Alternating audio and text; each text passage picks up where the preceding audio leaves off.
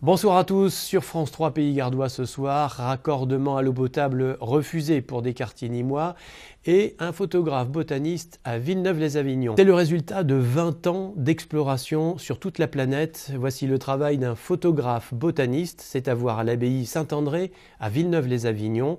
Les clichés ne sont pas retouchés. Du rouge, vif, en plein hiver, comme des feux d'artifice sous la neige. En plus, j'ai mis 5 ans pour faire cette photo parce que je voulais absolument avoir le contraste entre la neige blanche et le rouge de ces arbres-là avec les cornouillers sanguins au pied. Ces clichés-là ont été pris dans le berceau des jardins d'hiver les plus exceptionnels en Angleterre.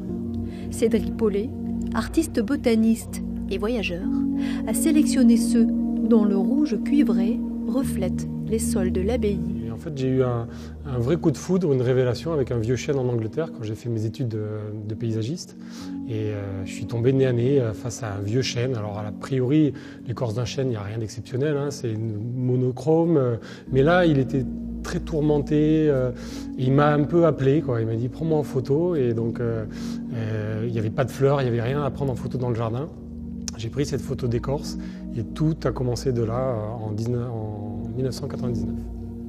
Depuis, Cédric a identifié 700 espèces d'arbres et d'écorces différentes, un sujet encore jamais exploré par les botanistes.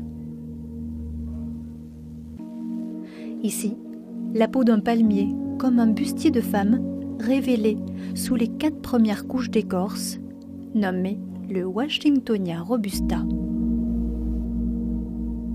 Là, on est sur, par exemple, un cyprès glabre.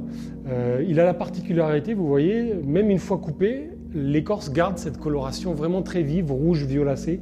Et là, ça fait peut-être 7-8 ans que je l'ai déjà récoltée et elle est intacte. L'exposition se poursuit jusqu'au 26 avril au cœur de l'abbaye de Villeneuve-les-Avignon. Fin de cette édition, à lundi, retour à Montpellier pour la